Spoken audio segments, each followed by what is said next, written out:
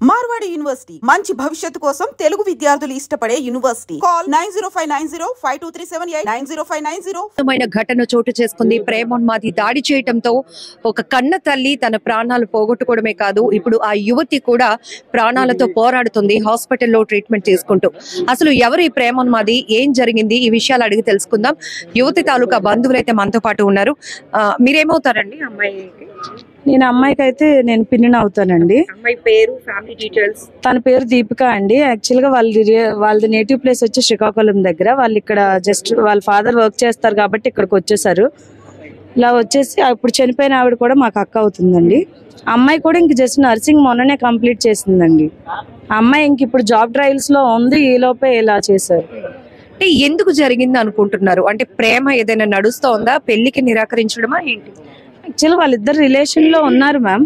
Relation లో ఉన్నారు. Parents కూడా ఒప్పుకున్నారు పెళ్లికి ఒప్పుకున్నప్పటికి కూడా మరి అబ్బాయి ఎలా చేశాడంటే మేబీ వీళ్ళిద్దరు మాట్లాడుకునేటప్పుడు లవ్ లో ఏమైనా ఉంటాయి. వాళ్ళ మేబీ అవ్వచ్చు ఏదో ఒకటి. అది కూర్చొని మాట్లాడుకుంటే సెట్ అయిపోతుంది కదా.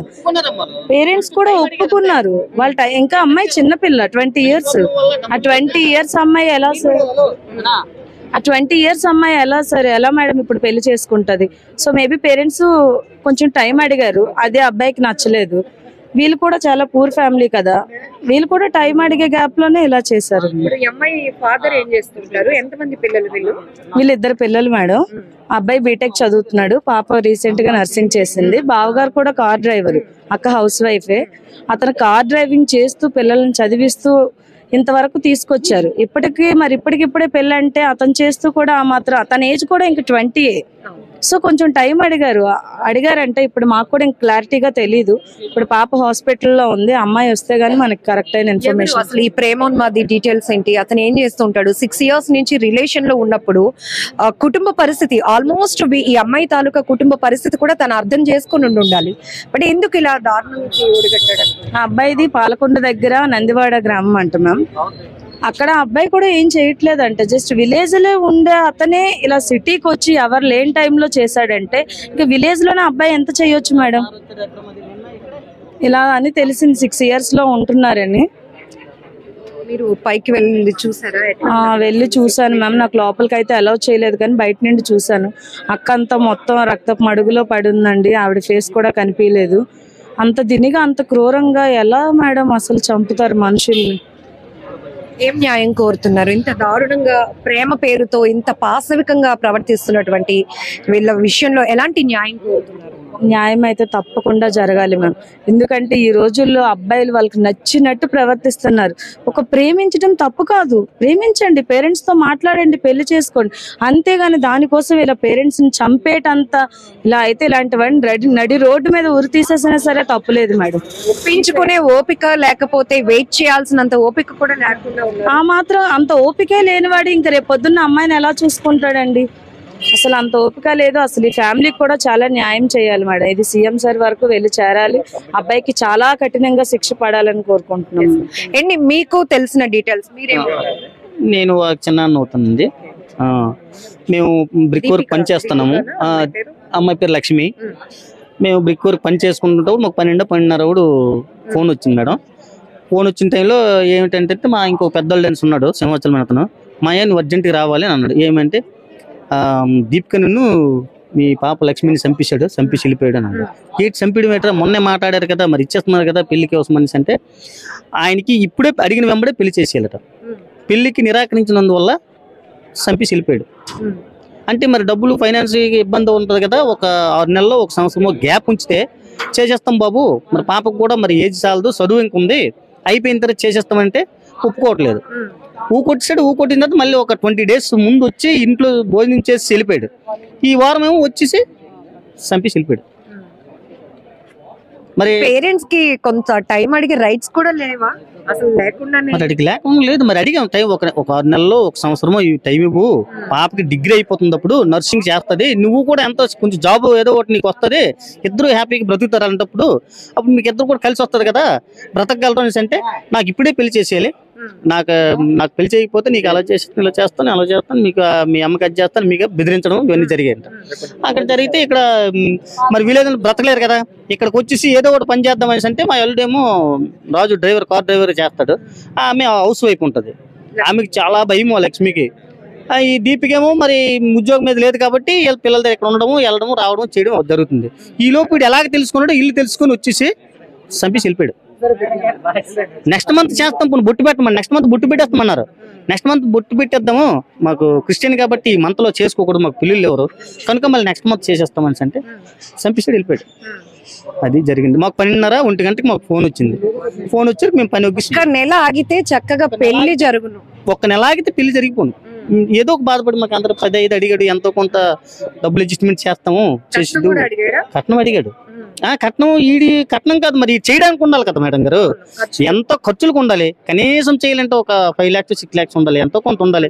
ఏదో ఒక చేసి నెక్స్ట్ ఇయర్కి చేసేద్దాము అని అంటే ఈలోపు ప్లాన్ చేసి వెళ్ళిపోయాడు. మాకు ఫోన్ వచ్చింది, 12:30, 1 గంట ఫోన్ వచ్చింది. వచ్చేసరికి అంతా బ్లడ్ చనిపోయి ఉంది. ఈ పాపకేమో ఈ పీక దగ్గరేమో కోసడం వల్ల భాస్కర్ గారు, ఎస్సీ గారు ఏమో హెల్ప్ చేసి గాయత్రి హాస్పిటల్లో జాయిన్ చేశారంట ఆయన. మేము వచ్చేసరికి ఆయన ఒళ్ళంతా బ్లడ్డే, మేము వచ్చేసి చనిపోయి ఉంది. దీపిక కండిషన్ ఇప్పుడు ఎలా ఉందంట? మేము అక్కడికి వెళ్ళట్లేదు, ఇంకా ఈ పాప దగ్గరే ఉన్నాము. దీపిక గురించి మాకు ఇంకేమి తెలియదు. అదేమో చూసి అది మీరు తెలుసుకుని ఇలాంటిది ఇంకొకటికి జరగకుండా ఏం చేస్తాడు అసలు ఇతను? పెళ్లి అంటున్నాడు, వీడేం చేస్తాడు అసలు? వీడు అసలు ఏమి చేయలేదు. బ్రతకడానికి ఆమెను ఎలాగ పెంచుతాడు అనేటువంటి భయంతో కొంత డ్రాగన్ చేసి ఆపాము. కొంచెం ఉద్యోగం వస్తుంది, ఇద్దరు కష్టపడి చదువుతారు, ఉద్యోగం వస్తే ఇద్దరు హ్యాపీ బతుకుతారు కదా అనేసి. వీడెప్పుడు పెళ్లి వీడికి ఉద్యోగమే తీయట్లేదు. అప్పుడు పాప భయపడ్డది, నవీన్ అంట, మాకు పూర్తి తెలీదు. మరి దగ్గర ఇది కాబట్టి మా అక్కగారు వాళ్ళ పాప కాబట్టి నాకు దగ్గర తెలుసు, చిన్న అవుతాను కాబట్టి ఈ విధంగా చేశాడు. నవీన్ది నందివాడ, వీళ్ళదేమో పుర్లి. ఎంత డిస్టెన్స్ ఉంటది? ఇద్దరిది శ్రీకాకుళం జిల్లాలే. 5 కిలోమీటర్లు 30 కిలోమీటర్లు ఉంటుంది వాళ్ళకి వీళ్ళకి. వీళ్ళిద్దరికి పరిచయం ఎలాగండి? దీపిక అంటే పాప పెళ్లికి అలా చిన్న పిన్ని గారింటికి వెళ్ళింది. మెచ్యూర్ అయిన తర్వాత అడుగు పెట్టడానికి ఇంట్లో అడుగు పెడతామంటారు, అలాంటి అడుగు పెట్టడానికి వెళ్ళేటప్పుడు ఆ పెళ్లికి ఉన్నది నైట్. పెళ్లికుంటే వీళ్ళిద్దరు మరి ఎలాగా మీట్ అయ్యారో ఈ చదువు విషయంలోనో లేకపోతే ఎక్కడో కలిసిన తర్వాత ఇద్దరు లవ్ లో 6 years లవ్ జరిగిందంట. ఈ 6 years లోన అలాగే 3 సంవత్సరాలు డ్రాగన్ చేస్తాడు, డబ్బులు లేక, పెళ్లి చేసుకోలేక, చదివించడానికి ఇబ్బంది పడి వీళ్ళు బ్రతకడమే కష్టంగా ఉంటుంది. అలాగా ఆపిన తర్వాత మా అలాంటి దుస్తులు తెచ్చారు, పెద్దవాళ్ళు దుస్తులు. మా ఇలా పెళ్లి చేసేయాలనుకుంటాను, ఇలాగా పాప ఇలాగా ఒకటి ఇబ్బంది పెడతాడు, మరి పాప కూడా నచ్చింది, చేసేద్దాం అన్న సందర్భంలోన సరే ఒరే పాప చిన్నదయ్యి మీరు ఆలోచించాలి కదా, చదువుకుంటే బాగుంటది, ఇద్దరు కలిపి ఏదో చేసుకుని బ్రతుకుతారు అనేసి మేము చెప్పడం వల్ల 2 సంవత్సరాలు ఆగారు. అప్పుడు పాపకు కూడా ఇప్పుడు 20 సంవత్సరాలు టైం అవుతుంది. ఇప్పుడు అంటే 6 సంవత్సరాలు ఇంకా తక్కువ టైం కదా. పాప చేయడం కూడా నేరము, చాలా నేరము. ఆగ్రా బాబుని అలాగా బ్రతిమలాడుకొని తగ్గించుకొని తెచ్చి ఈ నెక్స్ట్ మంత్ చేసేస్తామని టైంలోన, బొట్టు పెడతామని టైంలో కూడా వచ్చి మరి డేటాలని పొడిచి వెళ్ళిపోయాడు అంతే.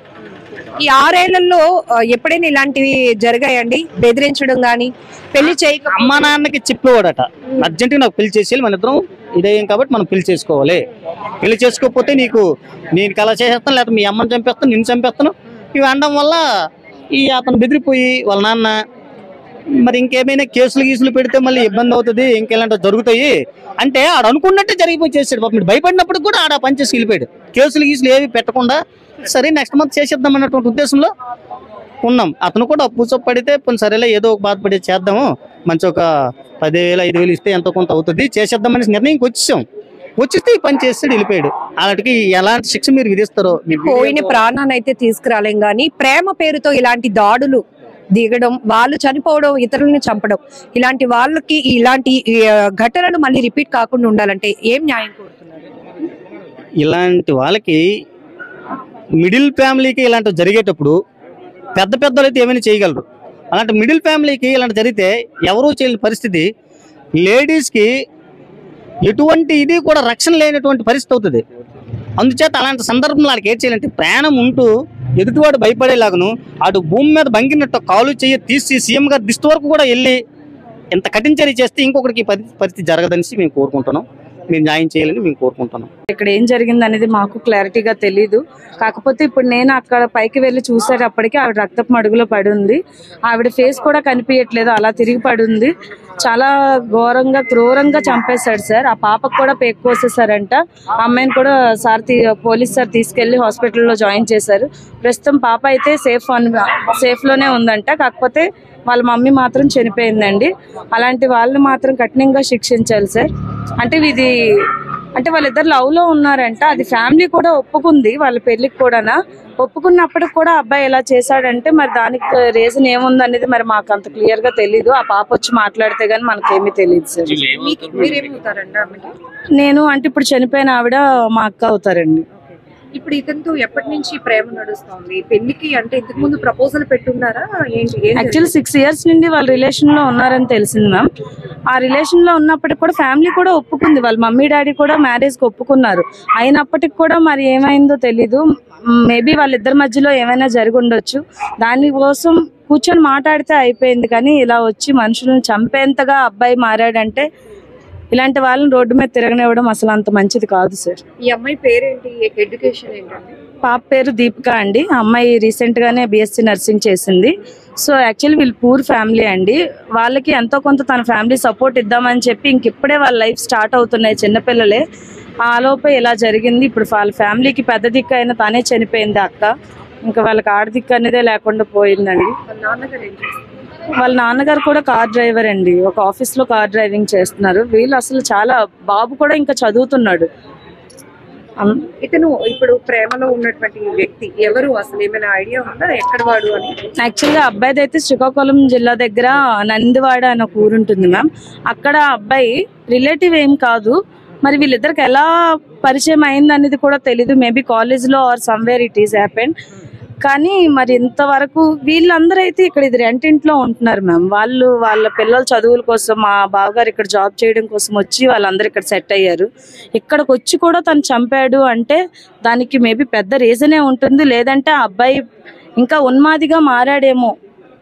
ఈ లవ్ వలన దానికి ఇంకా ఉన్మాదిగా మారాడేమో. ఇలాంటి వాళ్ళు రోడ్డు మీద తిరిగితే ఇంకా ఈ అమ్మాయి ప్లేస్ లో ఇంకో అమ్మాయి రావచ్చు రేపొద్దున్న. కాబట్టి ఇలాంటి వాళ్ళని కఠినంగా శిక్షించండి. యాక్చువల్గా అబ్బాయి పేరు నవీన్ అని తెలిసింది సార్. ఏం చేస్తున్నాడా? జాబ్ కానీ లేదు అన్నట్టు తెలిసింది. ఇంకా అబ్బాయి ఏం జాబ్ కూడా చేయట్లేదు. ఊర్లో నార్మల్ గా పనులకు వెళ్తుంటున్నాడు.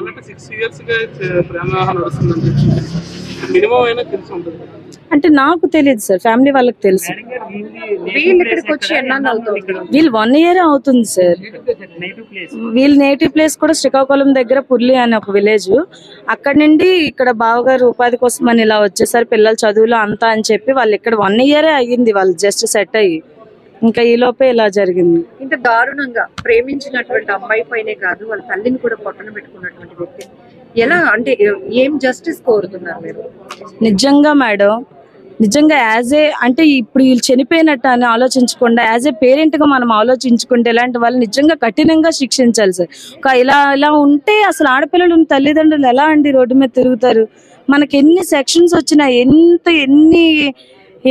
ఎన్ని కేసులు చట్టాలు వచ్చినా సరే అసలు ఏమీ పట్టించుకోవట్లేదు వీళ్ళు. ఆ టైంకి వాళ్ళకి ఏమనిపిస్తే అది చేసేస్తున్నారు.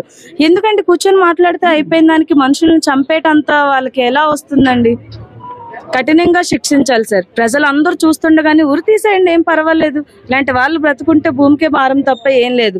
ఇది CM సార్ వరకు రీచ్ అవ్వాలి. వాళ్ళ ఫ్యామిలీకి ఎంతో కొంత న్యాయం చేయాలి సార్.